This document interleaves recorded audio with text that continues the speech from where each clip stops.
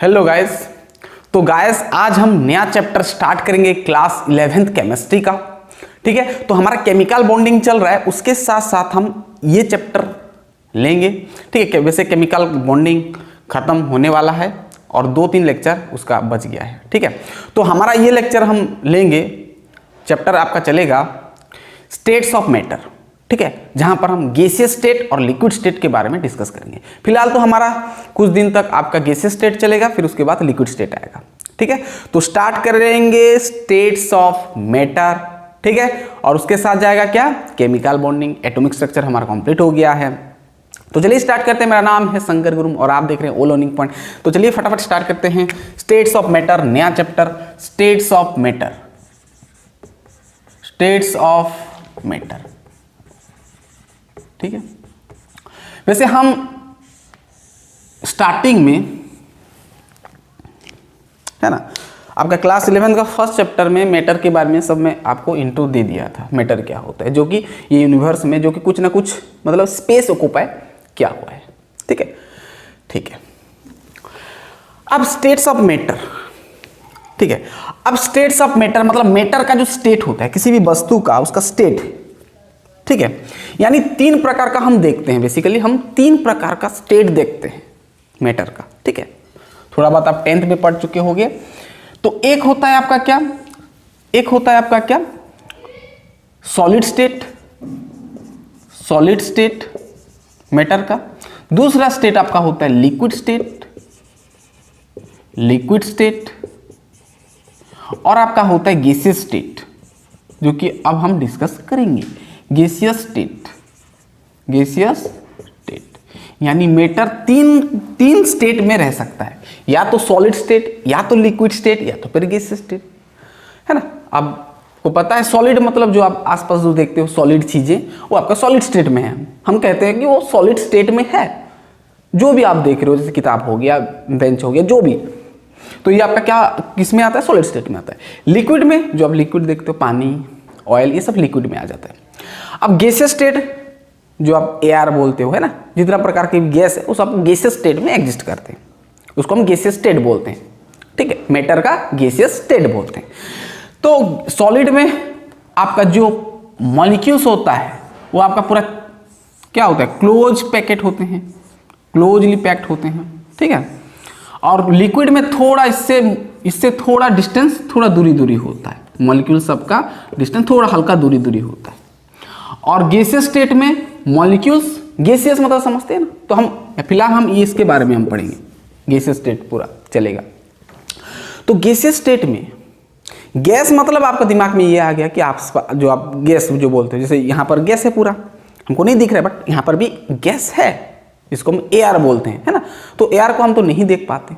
ठीक है, तो यहाँ पर गैसियस में मॉलिक्यूल जो होते हैं बहुत दूर होते हैं, बहुत दूर होते हैं। ठीक है, इसलिए हमको नहीं दिखता है और इसको हम पकड़ भी नहीं पाते। जबकि लिक्विड में इसके कंपैरिजन में हम थोड़ा बहुत रख सकते हैं, इसको भी रख सकते हैं। ठीक है, इसको कंटेनर में रख सकते हैं, इसको कंटेनर में नहीं रख सकते। हाँ, पूरा अगर पूरा क्लोज करोगे तो हो जाएगा, लेकिन इसको ओपन कंटेनर में भी ये रह जाएगा, ये भी। ये तो इसके तो पूरा उसका कुछ ना कुछ उसका अपना शेप होता है। ठीक है, चलिए हम बात पूरा करेंगे किसके बारे में, गैसियस स्टेट के बारे में। ठीक है, तो गैसियस स्टेट के बारे में हम बात करेंगे। तो हमारा ये चलेगा क्या, गैसियस स्टेट, सॉलिड स्टेट। पहले तो हम गैसियस स्टेट, अब हमारा चलेगा गैसियस स्टेट, फिर आएगा लिक्विड स्टेट, वो बहुत कम है, और सॉलिड स्टेट आप क्लास 12th में पढ़ोगे। ठीक है, ठीक है।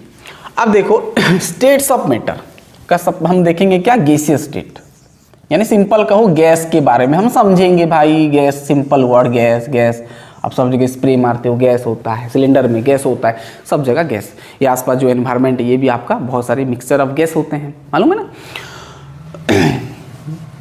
ठीक है, वैसे जो हम नॉर्मल अगर हम गैस का बात करें, जो एयर होता है वो हमारा एटमोस्फियर का, ध्यान सुनना, हमारा ये थोड़ा हम कहानी बोल देते हैं, फिर हम बॉयल्स लॉ की ओर जाएंगे। ठीक है, जो आपका एटमॉस्फेयर है, एटमॉस्फेयर का सबसे नीचे वाला लेयर, यानी जहाँ पर हम लिव कर रहे हैं, है ना, जहाँ पर हम रह रहे हैं, ये जिसको हम बोलते हैं ट्रोपोस्फियर। ये ट्रोपोस्फियर में आपका मिक्सचर ऑफ गैस होता है है ना। और धीरे धीरे आप ऊपर जाएंगे तो गैस का जो डेंसिटी है कम होता जाता है, ठीक है। तो ट्रोपोस्फेयर में आपको जितना भी आप एयर मिलता है यानी मिक्सचर ऑफ गैसेस मिलता है, ठीक है। अब गैस जैसे मैं बताया, गैस यानी आपको समझ में आ रहा है कि यहाँ पर पार्टिकल्स बहुत दूर दूर होते हैं, यानी रैंडमली मूव करते हैं, रैंडमली इधर उधर भागते रहते हैं, ठीक है। ये होता है आपका गैस का कहानी। वैसे आप पीरियोडिक टेबल में देखोगे तो आप नॉर्मल कंडीशन में आपका 11 एलिमेंट्स होता है जो कि गैसियस स्टेट में एग्जिस्ट करते हैं, एलिमेंट्स, ठीक है। जैसे आपका हो गया हाइड्रोजन, हो गया हीलियम, हो गया हाइड्रोजन, हीलियम हो गया, और क्या है भाई, सोडियम हो गया, ऑक्सीजन हो गया, फ्लोरीन हो गया, नियन हो गया, आर्गन हो गया, और क्या है, आर्गन हो गया, क्लोरीन हो गया, आर्गन क्लोरीन है, और भी है क्रिप्टन हो गया, और आपका जेनन हो गया, रेडन हो गया, ठीक है। 1 2 3 4 5 6 7 8 9 10 11। तो ये जो है नॉर्मल कंडीशन में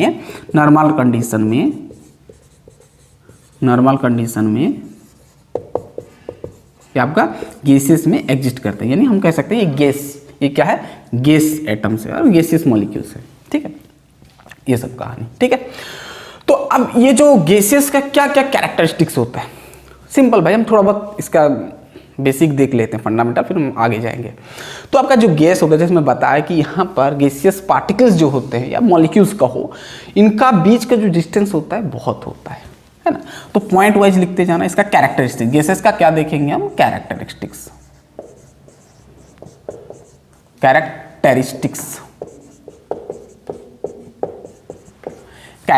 सबसे पहला पॉइंट कि जो अब गैसियस पार्टिकल्स होता है, अपने अनुसार लिखना बहुत इजी है भाई, ठीक है, थोड़ा लिख लो बेसिक समझ में।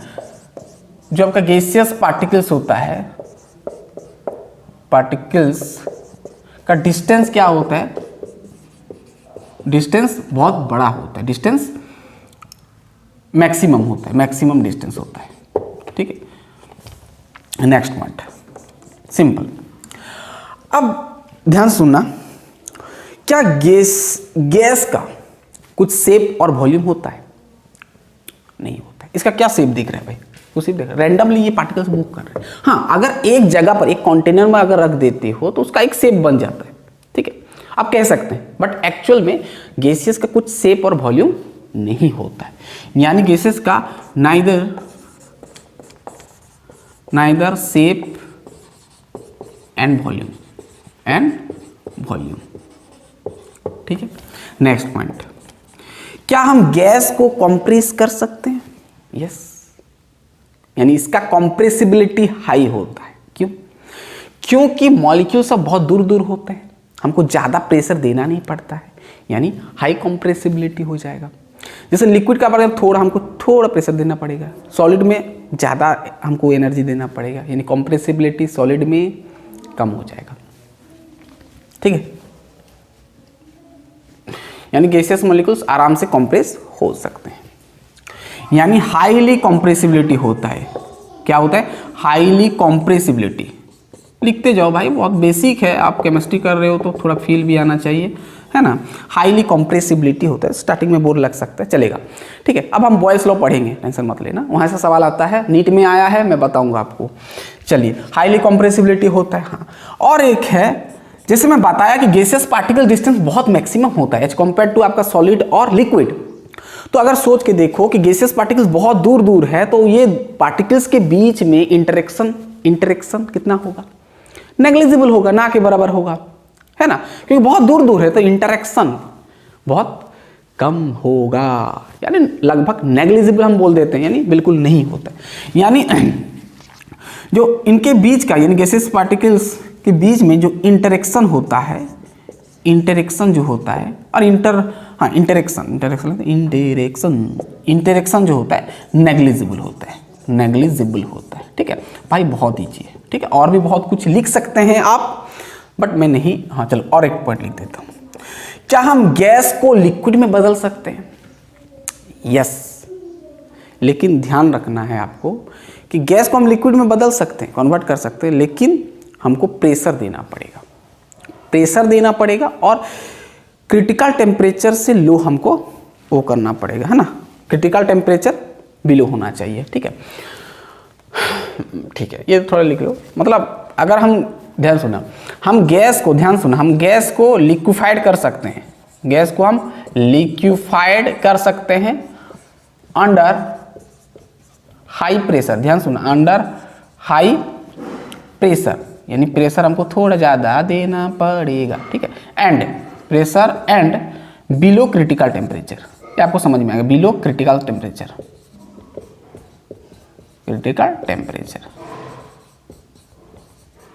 ठीक है। चलो चलो आगे बढ़ते हैं। ये बेसिक था गैसेस का, समझ में आ गया, गैस मतलब समझ में आ गया आपको, कहानी बहुत ईजी है। चलिए ठीक है, इतना पहले लिख लें, ठीक है। अब हम देखेंगे आगे।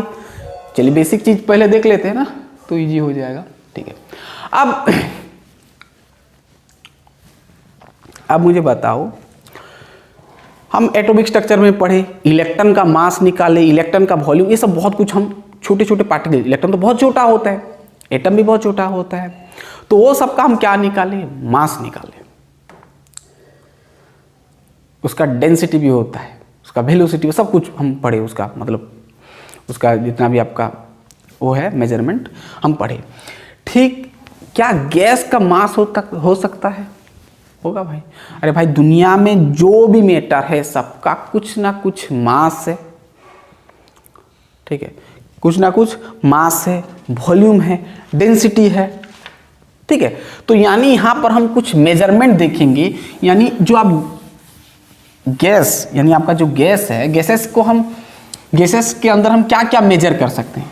गैस का हम मास भी मेजर कर सकते हैं, है ना, मास हो गया, उसका टेम्परेचर मेजर कर सकते हैं, प्रेशर मेजर कर सकते हैं। तो हम कुछ मेजरमेंट हम देखेंगे अबाउट गैस के बारे में, ठीक है। चलिए, बहुत इजी, थोड़ा थोड़ा यूनिट वगैरह बहुत इंपॉर्टेंट है भाई, तो थोड़ा ध्यान देना। अब हम कुछ मेजरमेंट देखेंगे, मेजरमेंट कुछ मैं आपको यूनिट भी बताऊंगा जो कि इंपॉर्टेंट है भाई, सब जगह यूज होता है। सबसे पहले देखेंगे गैस का मास। तो हम गैस का तो मास हम डायरेक्टली नहीं निकाल सकते, तो आपको निकालना पड़ेगा मोल पहले, number of moles, number of moles निकालना पड़ेगा, ठीक है। नंबर ऑफ मोल्स यानी क्या होता है, मास ऑफ गैस हम ग्राम में लेते हैं, ठीक है। Mass of gas bye molecular mass, bye molecular mass, ठीक है, हम निकाल सकते हैं। यहाँ से आप मास ऑफ गैस निकाल सकते हो, मॉलिक्यूलर मास, ये मल्टीप्लाई कर दो नंबर ऑफ मोल्स। ध्यान सुनना, अब नंबर ऑफ मोल्स मतलब आप जानते हैं एक मोल बराबर होता है 6.022 इंटू 10⁻23 होता है, इतना मॉलिक्यूल्स, यानी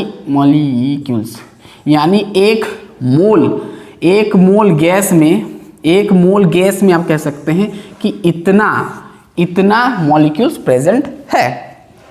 क्लियर बात? तो सिंपल, मैं स्पीड थोड़ा ले रहा हूं, ये आपका होता है मास का मेजरमेंट, ठीक है। तो ये ध्यान देना। दूसरा हम देखते हैं वॉल्यूम। मान लो आपके पास वॉल्यूम है, आपके पास गैस है, तो उसका आप वॉल्यूम अगर निकालते हो तो क्या क्या यूनिट आपको ध्यान रखना है वो मैं आपको बता रहा हूं, ठीक है। यूनिट सब मैं आपको बता रहा हूं, ठीक है।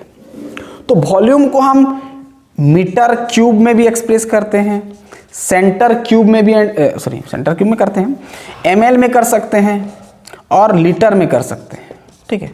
1 लीटर में, चलो ठीक है। अब मैं 1 क्यों लिखा, क्योंकि 1 मीटर क्यूब को आप उसका यूनिट कन्वर्ट कर सकते हो, चेंज भी कर सकते हो।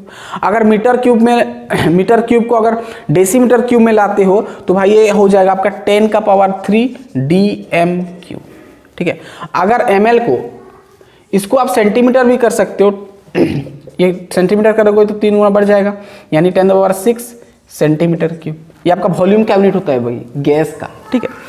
ml को आप सेंटीमीटर करोगे तो 1 सेंटीमीटर क्यूब हो जाएगा। लीटर को आप 1 लीटर यानी 1 डेसीमीटर क्यूब कह सकते हो, है ना। आप चाहो तो 10⁻³ मीटर क्यूब कह सकते हो, या तो फिर 10⁻+3 सेंटीमीटर क्यूब कह सकते हो, ठीक है। तो सिंपल ये वॉल्यूम किसका भाई, हम गैस का बात कर रहे हैं। यूनिट वगैरह हम क्या क्या यूज करते हैं मेजरमेंट के टाइम पे, ठीक है। तो ये कहानी होता है। चलिए, अब आता है प्रेशर, ठीक है। थोड़ा यूनिट वगैरह याद रखो भाई, फिर बाद में दिक्कत नहीं होगा आपको। अब आता है प्रेशर। ठीक है। अब गैस का प्रेशर को हम वैसे इसको बहुत हम अलग अलग इसका यूनिट बहुत होता है, लेकिन हम ज़्यादातर यूज जो करते हैं ना भाई वो आपका एटीएम में, एटमॉस्फेरिक प्रेशर में, सीएम में भी यूज कर देते हैं कभी कभी, और एमएम में, और टॉर में, और आपका बार में भी यूज कर देते हैं। ठीक है, तो ये सब याद रखना। हाँ, और एक तो चीज़ याद रखना कि 1 ATM इक्वल टू 760। अगर एटीएम को अगर बार में लाते, सॉरी एटीएम को अगर एमएम में लाते हो या तो फिर टॉर में लाते हो तो आपको 760 मल्टीप्लाई करना पड़ेगा, यानी 1 ATM इक्वल टू 760 एमएम करो या तो फिर टॉर करो। ठीक है, जो भी तो आपको 760 मल्टीप्लाई करना पड़ेगा। सिंपल याद रखो, 1 ATM इक्वल टू 700। हाँ, और एक भी होता है आपका पास्कल भी यूनिट होता है प्रेशर का, ठीक है, जो कि बड़ा यूनिट होता है। हाँ, वो ये भी स्मॉल यूनिट कह सकते हैं। ठीक है, पूरा क्लियर बात समझ में आ रहा है पूरा? ठीक है। हाँ, और एक तो यूनिट भी होता है उसका बार। ठीक है, और पास्कल भी हम यूज करते हैं, पीए। ठीक है, प्रेशर का ये भी फेमस यूनिट है। तो हम 1 पास्कल को हम लिख सकते हैं 10 का पावर माइनस कितना था, 1 न्यूटन पर मीटर स्क्वायर भी हम कह सकते हैं। उसका यूनिट 1 न्यूटन पर मीटर स्क्वायर। आप चाहो तो केजी में लाओगे तो आपका हो जाएगा 1 kg पर मीटर पर सेकेंड स्क्वायर। ठीक है, तो ये यूनिट भाई आपको याद रखना पड़ेगा। अगर आप बार को किलो पास्कल लेते हो, 1 बार इज इक्वल टू 10 का पावर 2 किलो पास्कल होता है, ये भी याद रखना। 1 बार इक्वल टू 10 का पावर 2 किलो पास्कल। ये सब बहुत कम यूज होगा, लेकिन बाद में आप आगे आगे चैप्टर पढ़ोगे तो ये सब यूनिट आपका काम आएगा, तो ये थोड़ा लिख दो। चलिए भाई, आप बॉयल्स लॉ की ओर बढ़ेंगे। ये बेसिक सब था, ये सब ध्यान देना। ठीक है, चलिए लिख लें, पहले लिख लें। ठीक है, अब बहुत सारे रिसर्च हुआ गैस के बारे में, है ना, फिर बहुत सारे लॉज आए। ठीक है, बहुत सारे लॉज आए, सब में हम पढ़ते हैं लॉज। तो यहाँ पर भी गैस का बहुत रिसर्च हुआ, और एक साइंटिस्ट थे जो जिसका नाम है पीटर बॉयल का रॉबर्ट बॉयल 1662 में गैस का एक लॉ बनाए, गैस का एक लॉ डिस्कवर किए। बहुत सारे एक्सपेरिमेंट किए और एक लॉ उन लोग को समझ में, मतलब एक कंक्लूजन उनको मिला, आप कह सकते हैं। तो यहाँ से चालू होता है आपका गैस लॉ। तो अलग अलग केमिस्ट आएंगे और साइंटिस्ट आएंगे, एक एक लॉ दे के जाएंगे। ठीक है, पहले तो आए रॉबर्ट बॉयल और एक लॉ दे के गए गैस का, इसलिए उसका नाम पड़ गया Boyle's gas law, BOYLES, Boyle's law, और बॉयल्स गैस लॉ भी कह सकते हैं। ठीक है, पूरा क्लियर बात? ठीक है, तो इन्होंने कहा, गैस के बारे में बहुत सिंपल कहे हैं। ठीक है, इन्होंने कहा कि, ध्यान सुनना, मैं लिख देता हूं पहले। इन्होंने कहा कि अगर गैस, ध्यान सुनना, अगर गैस एट कांस्टेंट, अगर गैस का कांस्टेंट टेम्परेचर है, कांस्टेंट टेम्परेचर है, और कांस्टेंट टेम्परेचर एंड मास, अगर गैस का टेम्परेचर और मास कांस्टेंट है, तो देन ये बोल रहे हैं कि जो गैस का, ध्यान सुनना, वैसे बेसिकली बॉयल्स लॉ ना एक गैस का वॉल्यूम एंड प्रेशर का रिलेशनशिप बताए हैं, वॉल्यूम और प्रेशर का रिलेशन बताए हैं रॉबर्ट बॉयल। ठीक है, वॉल्यूम और प्रेशर का बीच में जो रिलेशनशिप क्या होता है गैस में।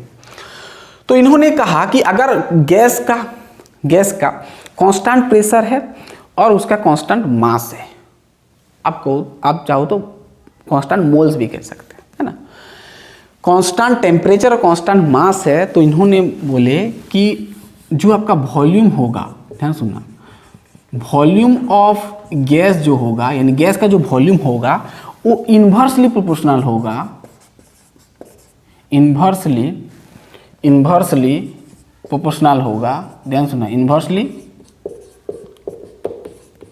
प्रोपोर्शनल होगा to its pressure,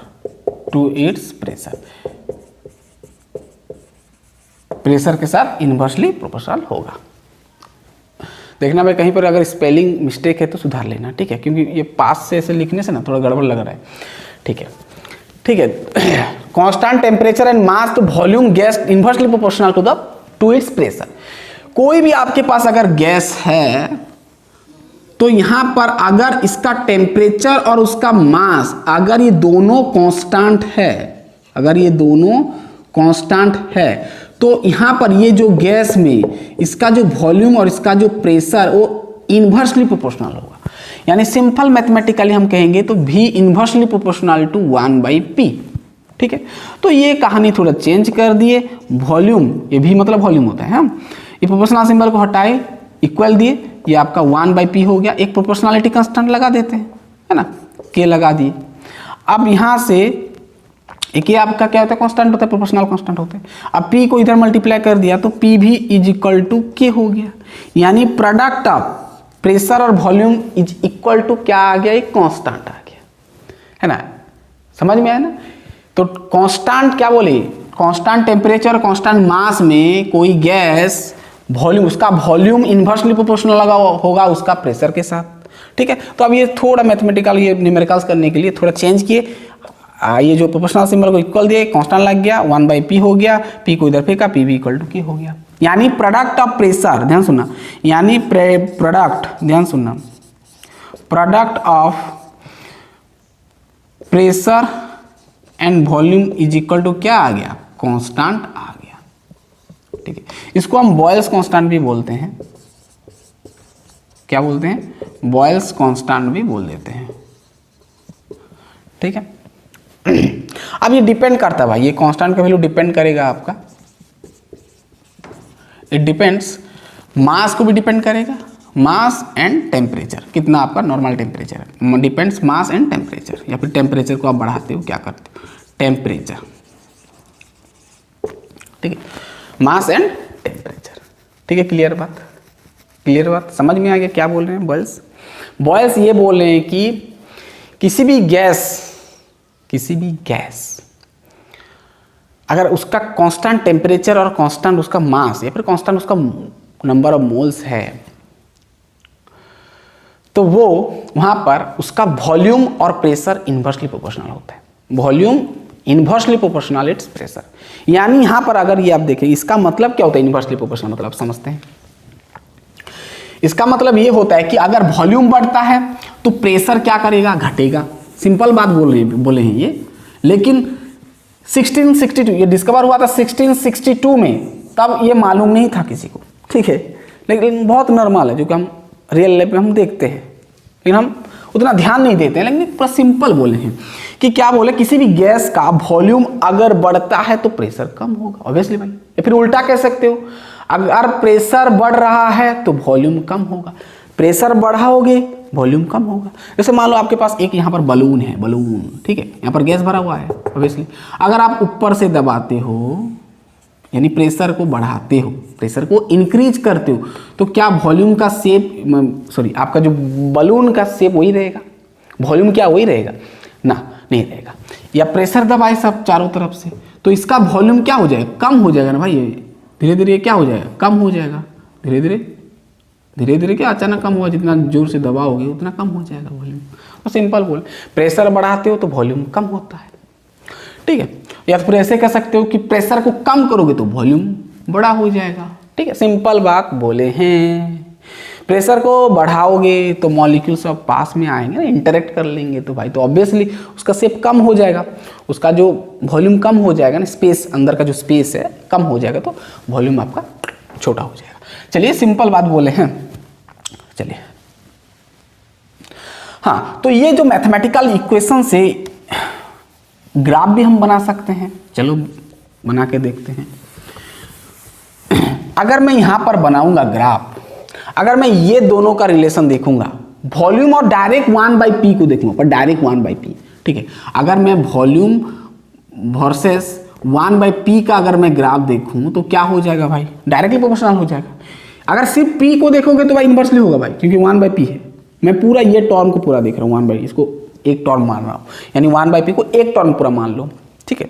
reciprocal of pressure का देखेंगे तो इसका जो ग्राफ बनेगा भाई सिंपल बनेगा, एक स्ट्रेट लाइन बनेगा, ठीक है। यहाँ से स्टार्ट हो जाएगा ऐसे, इस प्रकार, ये 1/p और ये आपका वॉल्यूम, ठीक है, सिंपल। यानी वॉल्यूम बढ़ रहा है तो 1/p, ध्यान सुनना, 1/p है, p नहीं है, p तो इन्वर्सली होगा, 1/p बढ़ेगा, यानी प्रेशर का रेसिप्रोकल बढ़ेगा। वॉल्यूम बढ़ता है, प्रेशर बढ़ता है ना। वॉल्यूम मान लो, सॉरी, अब प्रेशर मान लो इतना है तो वॉल्यूम भी उतना रहेगा, प्रेशर मान लो इतना है, वॉल्यूम भी उतना रहेगा, ये वॉल्यूम उतना ही रहेगा, प्रेशर इतना है तो वॉल्यूम उतना, यानी बराबर हो गया, यानी एक स्ट्रेट लाइन बन गया, ठीक है, सिंपल है। ये ग्राफ पूछ सकता है, ठीक है। अब वॉल्यूम वर्सेस ये देख लिया। अब मैं अगर वॉल्यूम ऑफ प्रेशर का देखूंगा, वॉल्यूम वर्सेस प्रेशर अगर मैं देखूंगा, उसका ग्राफ क्या हो सकता है भाई, देखो उसका ग्राफ कुछ इस प्रकार बन जाएगा, ये है इसका ग्राफ कुछ इस प्रकार बन जाएगा, ठीक है। ये आपका प्रेशर है, ध्यान सुनो, ये प्रेशर है, 1/p नहीं, ये वॉल्यूम है, ठीक है। इसका मतलब क्या हो रहा है कि प्रेशर मान लो इतना है, या तो फिर ऐसे कह सकते हैं, प्रेशर बढ़ाते हो, ध्यान सुनो, मान लो प्रेशर इतना बढ़ाया तो वॉल्यूम इतना आ गया, प्रेशर इतना बढ़ाया, थोड़ा थोड़ा बढ़ा रहा हूँ प्रेशर इधर, तो वॉल्यूम इतना आ गया, प्रेशर और बढ़ाया, वॉल्यूम इतना आ गया, यानी वॉल्यूम घट रहा है, वॉल्यूम नीचे की ओर घट रहा है, यानी प्रेशर बढ़ रहा है तो वॉल्यूम घट रहा है। या तो प्रेशर को कमाओगे, अगर प्रेशर मान लो कम कर दिया, इतना कर दिया तो वॉल्यूम इतना, प्रेशर को कमाया तो वॉल्यूम बढ़ रहा है, प्रेशर को कम करोगे वॉल्यूम बढ़ेगा, वॉल्यूम बढ़ेगा, प्रेशर को बढ़ाओगे वॉल्यूम कम होगा, यानी सिंपल है ना, भी आपका इन्वर्सली प्रोपोर्शनल टू 1/p हो गया ना। ये तो रिलेशन हम देख रहे हैं, ठीक है, ठीक है, समझ में आ रहा है ना। लेकिन मैं यहां पर ये गैप क्यों दिया हूं, इसका मतलब ये है कि आप और ज्यादा कम नहीं, और ज्यादा बढ़ा नहीं सकते। प्रेशर को कितना बढ़ाओगे भाई, बढ़ाओगे, लास्ट टाइम ऐसा आएगा जब प्रेशर को आप और उसको कंप्रेस ही नहीं कर सकते, ठीक है। जैसे हम एटम का बात करते हैं ना, एटम को हम डिवाइड करते हैं, मतलब कोई भी मैटर को हम डिवाइड करते जाते, लास्ट में ऐसा आता है, एक ऐसा पॉइंट आता है, एक ऐसा पार्टिकल वहां पर आ जाता है जिसको कि हम फर्दर डिवाइड नहीं कर सकते, तोड़ नहीं सकते, ठीक। उसी प्रकार मैं यहाँ पर इसलिए ये गैप दिया हूँ कि प्रेशर को आप पूरा ये एक्सिस के साथ मिला नहीं सकते, यानी प्रेशर मैक्सिमम नहीं कर सकते ना, मिनिमम हो सकता है। जैसे वॉल्यूम यहाँ पर देखो, ये एक्सिस में टच नहीं किया, अगर यहाँ पर टच कर देता तो उसका एक पर्टिकुलर वॉल्यूम आ जाता है ना, लेकिन वॉल्यूम को भी टच नहीं, ये गैप रखा। क्यों गैप रखा, क्योंकि अब जितना भी कंप्रेस प्रेशर डालोगे गैस को या फिर किसी भी मैटर को, जितना भी कंप्रेस करोगे, प्रेशर डालोगे, तो भी उसका वॉल्यूम कुछ ना कुछ रह जाएगा। हाँ, बहुत कुछ, मतलब बहुत स्मॉल हो सकता है, लेकिन उसका वॉल्यूम होता है। यहाँ पर पूरा यूनिवर्स में जो देखते हो, सबका कुछ ना कुछ वॉल्यूम्स है, वॉल्यूम है, क्योंकि स्पेस में इसलिए तो है ना, स्पेस में है, मतलब हमारा जो ये यूनिवर्स में, इसका मतलब ये कुछ ना कुछ जगह वो ऑक्यूपाई किया है ना, उसका कुछ ना कुछ वॉल्यूम्स है। अगर वो वहाँ पर यहाँ पर एग्जिस्ट नहीं करता तो उसका वॉल्यूम नहीं होता। एग्जिस्ट कर रहा है मतलब कुछ ना कुछ वॉल्यूम्स है, जैसे हम हैं तो हम एक स्पेस को ऑक्यूपाई किए हैं, ठीक, उसी प्रकार कहानी है। तो वॉल्यूम वर्सेस पी समझ में आ गया, इस प्रकार होगा। हाँ, अब देखो यहाँ पर मालूम है टेम्परेचर इतना दिया, अब टेम्परेचर अगर बढ़ाते हो तो ग्राफ बड़ा हो जाएगा, क्योंकि प्रेशर हमको ज़्यादा देना पड़ेगा, ठीक है। और बढ़ाते हो तो और आएगा, सिर्फ टेम्परेचर को बढ़ाते जाओगे तो आपका T1 T2 T3 ऐसे बढ़ता जाएगा, ठीक है। ये कहानी होता है, ठीक है। अब देखो, अगर मैं प्रेशर और प्रोडक्ट, ध्यान सुनना, प्रेशर और वॉल्यूम का अगर प्रोडक्ट मैं प्रेशर के साथ कंपेयर करूंगा, ध्यान सुनना, आप कहानी इंटरेस्टिंग है। अब मैं PV, pressure, product of pressure and volume versus में करूंगा क्या, P के साथ, प्रेशर के साथ। आपके पास एक गैस है, ध्यान सुनना, आपके पास एक गैस है, ध्यान से सुनना, आपके पास एक गैस है, आपके पास एक गैस है, आपके पास एक गैस है, ठीक है। अब आपके पास तो गैस है, अब ये गैस का प्रेशर, ठीक है, इसका वॉल्यूम भी है। अब ये प्रेशर और वॉल्यूम का प्रोडक्ट, प्रेशर वॉल्यूम का प्रोडक्ट, वही प्रेशर के साथ कैसा रिलेशन है, तो उसको हम ग्राफ में समझते हैं। तो भाई मैं बताया कि pressure into volume is equal to constant होता है, यानी इसका ग्राफ कुछ इस प्रकार बन जाएगा। ये प्रेशर मान लो, ये प्रेशर वॉल्यूम है, ठीक है, तो उसका ग्राफ कुछ इस प्रकार बन जाएगा, इसका ग्राफ इस प्रकार बन जाएगा, ठीक है। ये वाई एक्सिस में रह जाएगा, प्रेशर वॉल्यूम प्रोडक्ट में रह जाएगा, ठीक है, क्योंकि प्रोडक्ट प्रेशर वॉल्यूम हमेशा क्या आएगा, कांस्टेंट ही आएगा। पीवी वैल्यू क्या आएगा, हमेशा कांस्टेंट आएगा, तो पीवी एक्सिस में ही रहेगा ना कांस्टेंट। मतलब प्रेशर को जितना भी बढ़ाओ, इतना बढ़ाओ तो भी पीवी प्रोडक्ट इतना आएगा, ये भी इतना बढ़ाओ तो भी आएगा, प्रेशर इतना बढ़ाओ तो भी इतना आएगा, प्रेशर इतना बढ़ाओ तो भी उतना आएगा। ओवरऑल आप पीवी इक्वल टू हमेशा के ही होगा, कांस्टेंट ही मिलेगा, वही ग्राफ होता है, ठीक है। हाँ, यहाँ पर भी मैं बताया जैसे कांस्टेंट आपका डिपेंड करता है टेम्परेचर, अगर कांस्टेंट बढ़ता है, सॉरी आपका टेम्परेचर बढ़ाते हो, टेम्परेचर भाई टी बढ़ाते हो, तो आपका आपका आपका आपका पीवी भी क्या होगा, पीवी भी बढ़ेगा। मान लो T1 टेम्परेचर, और टेम्परेचर बढ़ाते हो तो ऊपर आ जाएगा थोड़ा, और बढ़ाते हो तो यहाँ पर आ जाएगा, ठीक है। ये कहानी होता है आपका क्लियर बात, ठीक है।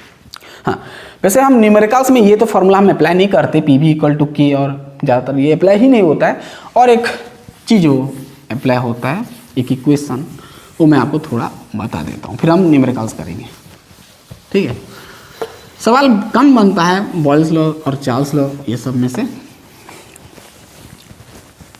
चलिए, अब इन्होंने एक फॉर्मूले दिए, देखो मान लो आपके पास एक गैस है यहाँ पर, और ये एक मतलब कंटेनर है कि जो भी है कंटेनर मान लो इसको, यहाँ पर टेम्परेचर है और एन मतलब मास ऑफ गैस कांस्टेंट है। बॉयल्स लॉ मतलब ये है ना कि टेम्परेचर और मास कांस्टेंट होगा। और यहाँ पर मान लो इसका प्रेशर P1 है, इसका प्रेशर P1 है, और इसका वॉल्यूम V1 है। मतलब यहाँ पर प्रेशर है, वहाँ ये गैस, इसके अंदर जो गैस है, इसके अंदर जो गैस है उसका प्रेशर P1 है और वॉल्यूम V1 है। अब मान लो ये चेंज हो गया, हम हीट दिए जो भी दिए, मतलब चेंज हो गया, मान लो इसको हम चेंज कर दिए, यानी ये क्या हो गया आपका, चेंज हो गया, क्या हो गया, चेंज हो गया। और ये एक सिस्टम बन गया, यहाँ पर इसका P2 हो गया, P1 से P2 और V1 से V2 बन गया। और टेम्परेचर और मास सेम ही है, टेम्परेचर और प्रेशर और वॉल्यूम बस चेंज हो गया, प्रेशर और वॉल्यूम मान लो चेंज हो गया, टेम्परेचर और मास गैस का सेम है। तो इन्होंने कहा कि जब इस प्रकार का चेंजेस हो तो आप आंख बंद करो, लिखो P1 V1 is equal to P2 V2, यानी P1 और V1 जो है बराबर होगा P2 और V2 के साथ। ऑब्वियसली भाई P1 V1 करोगे तो कांस्टेंट आएगा, P2 V2 करोगे तो कांस्टेंट आएगा, यानी कांस्टेंट बराबर, यानी P1 V1 is equal to P2 V2। Simple याद रखो, P1 V1 is equal to P2 V2 इन्होंने कहा कौन, बॉयल्स लॉ, मतलब बॉयल के कहे, रॉबर्ट बॉयल, ठीक है। सिंपल है ना, सवाल करेंगे तो ये simple P1 V1 is equal to P2 V2। जब आपके पास कोई एक गैस का टेम्परेचर और मास कांस्टेंट दिया है, P1 V1 दिया है और चेंज हुआ है P2 V2 में, तो अगर इसमें से आपको कुछ भी पूछ सकता है, आपको P2 पूछ सकता है, V2 पूछ सकता है, V1 पूछ सकता है, P1 पूछ सकता है, और बाकी का डाटा दिया रहेगा। चलिए एक सवाल करते हैं, दिख रहा है, पहले चेक कर लेते हैं। हाँ दिख रहा है। चलिए एक सवाल करते हैं NCERT का पहले, फिर हम ज़्यादा नहीं है सवाल भाई, फिर नीट कर लेंगे। चलिए आपको पूछा है what will be minimum pressure, what will be minimum pressure required to compressed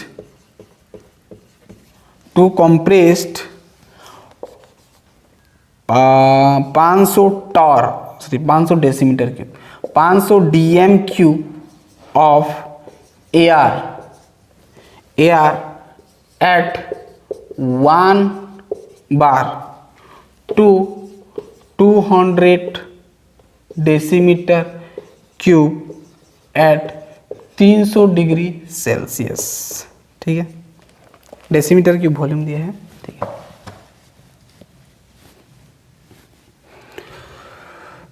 ठीक है, ठीक है, समझो पहले क्वेश्चन को।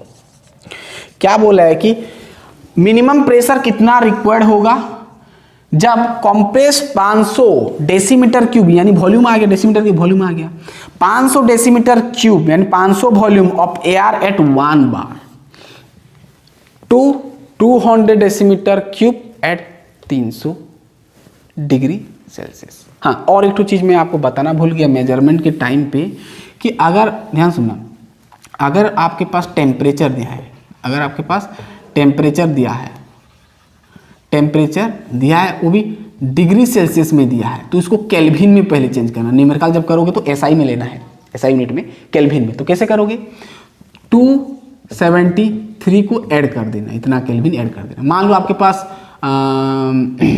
27 डिग्री सेल्सियस को केल्विन में लाते हो, तो क्या करोगे, 27 को क्या करना है, 27 को 273 में ऐड कर लो, तो जितना मिलेगा, कितना मिलेगा, 300 ना, 300 केल्विन मिल जाएगा।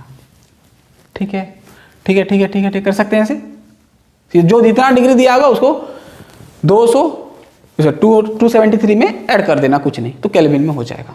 ठीक है, अब देखना, आपको बोला कि मिनिमम प्रेशर कितना होगा। हाँ, क्या बोला है कि एक आपके पास एयर है, एयर 500 डेसीमीटर क्यूब, उसका क्या है, वॉल्यूम है, कितना बार में, कितना प्रेशर में, 1 बार में, और वो चेंज हुआ 200 डीएम क्यूब वॉल्यूम में, कितना डिग्री में, 300 डिग्री सेल्सियस। तो वहां पर प्रेशर, मिनिमम प्रेशर कितना होगा। यानी सिंपल इसको ऐसे समझो कि आपके पास एयर है, इसका वॉल्यूम यानी V1 दिया है 500 डीएम क्यूब, और इसका वॉल्यूम, इसका प्रेशर है कितना, P1 कितना है भाई, आपका प्रेशर कांस्टेंट है, आपका जो टेम्परेचर और मास कांस्टेंट है भाई। हाँ, P1 कितना है, 1 बार दिया है। अब ये चेंज हुआ किस में भाई, नया वॉल्यूम पे, जिसका वॉल्यूम है क्या, V2 कितना है, 200 डीएम क्यूब है, और टेम्परेचर आपको दे दिया है, टेम्परेचर दे दिया 300 डिग्री सेल्सियस में दे दिया है आपको। ठीक है, 300 डिग्री सेल्सियस में। हाँ, लेकिन यहाँ पर तो टेम्परेचर का रोल ही नहीं है, टी का तो रोल ही नहीं है ना, टी का रोल है क्या भाई, नहीं है। तो लेकिन ये याद रखना, टेम्परेचर का दिया है, लेकिन हमको तो ये रिलेशन चाहिए ना, P1 V1 equal to P2 V2। हमको क्या चाहिए, P1 V1 equal to P2 V2, हमको ये रिलेशन यूज करेंगे ना। तो भाई ध्यान सुनना, अब P1 का वैल्यू क्या है भाई, P1 का वैल्यू 1 बार है ना, 1 बार। V1 का वैल्यू भाई 500 क्या है, 500 DM cube, 500 DM cube is equal to P2 कितना। हाँ, हमको P2 निकालना है, हमको ये प्रेशर निकालना है। क्वेश्चन को पहले फिल करो कि एक एयर है, एयर का वॉल्यूम था 500 डीएम क्यूब और प्रेशर था 1 बार, चेंज हुआ 200 वॉल्यूम पे, तो उसका प्रेशर कितना होगा, 1 बार था तो यहाँ पर प्रेशर कितना होगा। बहुत सिंपल है भाई।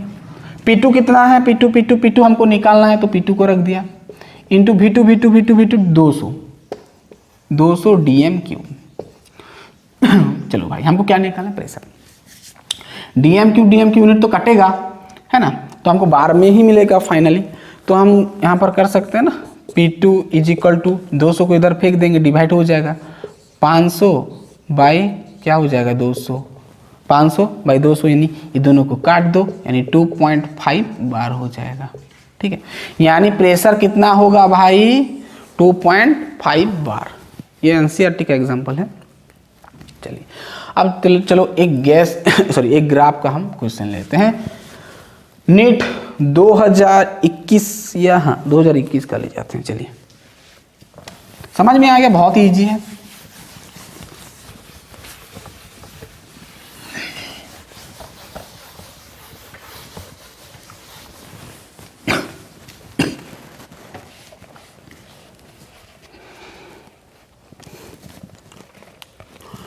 चलो 2 नंबर आपको पूछा है,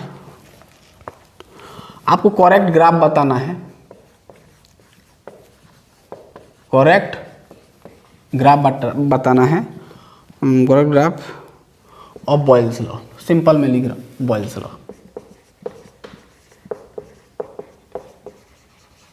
बॉयल्स लॉ का करेक्ट ग्राफ। ये आपको पूछा था 2021 में नीट में। चलो ऑप्शन दिया था बॉयल्स लॉ का ग्राफ, है ना। इधर वॉल्यूम दिया था,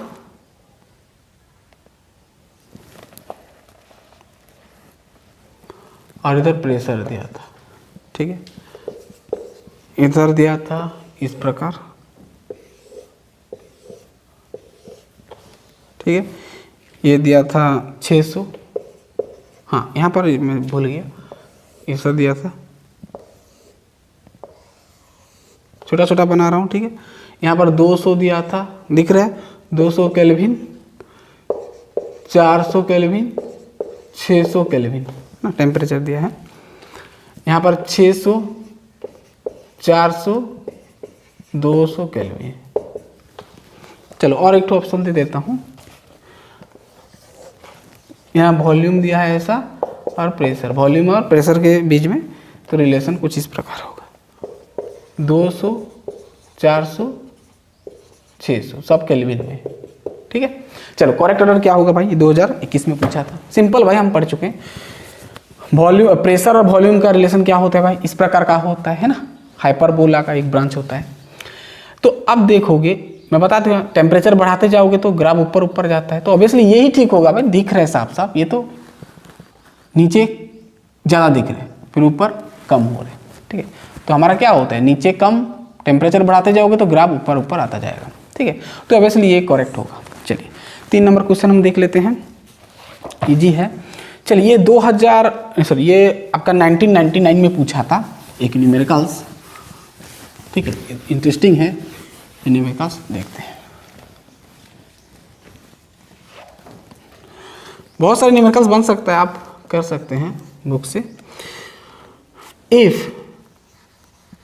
इफ अगर 500 ml, ये 500 ml of gas A at 400 torr pressure है ना, 400 टर एंड 666.6 ml, ध्यान से देखना भाई ये ml है, हाँ ml of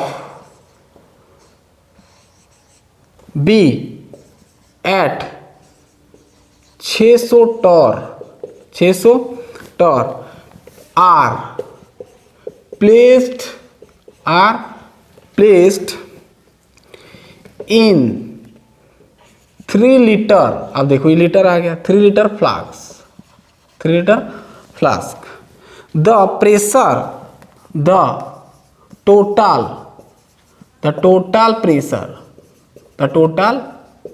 pressure of system will be, इस प्रकार का सवाल दे सकते हैं। ऑप्शन दिया था 100 टोर और 200 टोर, अटर कहो, सी दिया था 550 टोर, ठीक है। चलिए अब यहां पर गौर से देखना, यहां पर 2 केस बनता है, 2 केस बन रहा है, ध्यान से देखना सॉल्यूशन। क्या बोल रहे हैं कि 500 ml का गैस है ए कंटेनर में, एक सिस्टम आ गया, एक सिस्टम आ गया, 2 सिस्टम है, एक सिस्टम बी एक सिस्टम। तो 500 ml गैस ए में है, कितना प्रेशर लगा है 400, और 600 ये क्या है 666.6 ml बी, उसका वॉल्यूम पे कितना प्रेशर है 600 टर है, प्लेस्ड इन 3 लीटर फ्लास्क, कितना में प्लेस्ड है 3 लीटर फ्लास्क में। तो the total pressure of the system कितना होगा, प्रेशर कितना होगा। तो आप सोच रहे हो ये दोनों को ऐड कर देते हैं, 600 और कहाँ गया, इसको गलत हो जाएगा भाई, ठीक है। देखो पहले समझो, ये दोनों ही सिस्टम, ध्यान सुना, 2 सिस्टम, ए सिस्टम और बी सिस्टम, एक में 500 ml है और एक में कहाँ गया 6 इतना है 666.6 ml है, और इसके अंदर प्रेशर इतना टॉर है, उसके अंदर प्रेशर इतना है, और दोनों ही कितना वॉल्यूम पे है भाई 3 लीटर, 3 लीटर भाई, 3 लीटर वॉल्यूम चेंज कर रहे हैं आप कह सकते हैं, फ्लास्क में, ठीक है। यानी दो केस बन रहा है यहाँ पर, आप ये कह सकते हैं। केस वन की ध्यान सुनना, केस वन यहाँ पर, केस वन ध्यान सुनना, P1 और V1 टेम्परेचर और वो मास कांस्टेंट मान लो, ठीक है। P1 V1 है भाई, P1 कितना है यहाँ पर देखो, P1 कितना है, केस नंबर 1 देख रहे हैं हम, ए सिस्टम का देख रहे हैं, ठीक है। P1 यानी प्रेशर कितना दिया है, 400 टर, 400 टर दिया है। और V1 कितना दिया है, वॉल्यूम दिया है 600 ml दिया है। अब ये चेंज हुआ किसमें, ध्यान सुनना, P1 था आपका P2 में चेंज हो गया है ना। P2 कितना, प्लेस्ड इन 3 लीटर फ्लास्क, तो कहेंगे 500 ml of gas A eight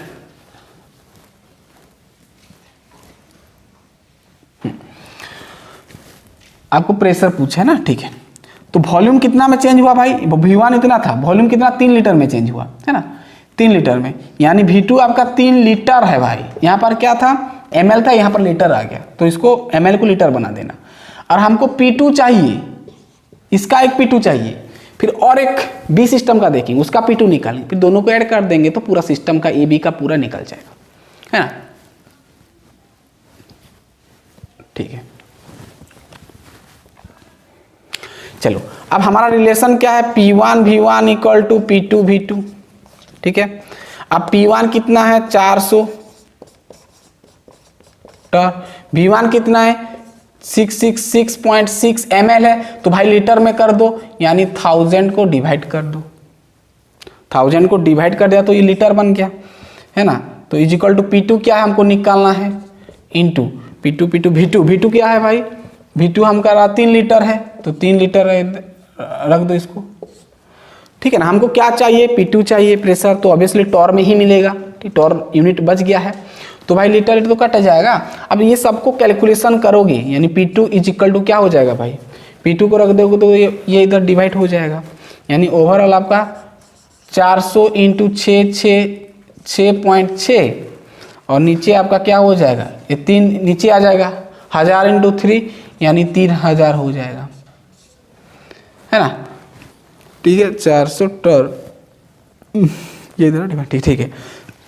तो फाइनल आपको जो P2 मिलेगा ना, फाइनल जो आपको P2 मिलेगा वो आपको मिलेगा 200/3 मिलेगा, 200/3 इतना टॉर मिलेगा, ठीक है।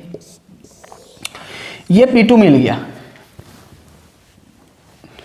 एक गैस का यानी 2 गैस है A और B, एक गैस का ये हो गया, ठीक है, ठीक है। ठीक उसी प्रकार केस 2 करोगे, किसका, B का, फिर यहाँ पर चेंज हो जाएगा 400 जगह पर, P1 कितना हो जाएगा भाई, 400 जगह पर फिर क्या लोगे, कितना टर, 600 हो गया, ठीक है, 600 टर हो गया। V1 कितना है भाई, वॉल्यूम 666, सॉरी वॉल्यूम कितना है यहाँ पर,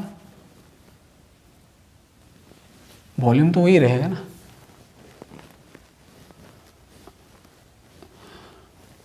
500 ml, सॉरी मैं गलत बता दिया क्या, यहाँ पर क्या लिखा था, 500 लिखा था ना, 400 लिख दिया था क्या, नहीं ठीक है, 500 ml ऑफ गैस एक, सॉरी यहाँ पर गलत बता दिया मैं, थोड़ा जो मिस्टेक हो गया, थोड़ा मिस्टेक हो गया यहाँ पर जो है ना, केस ए का देखते हैं, केस ए का, ठीक है।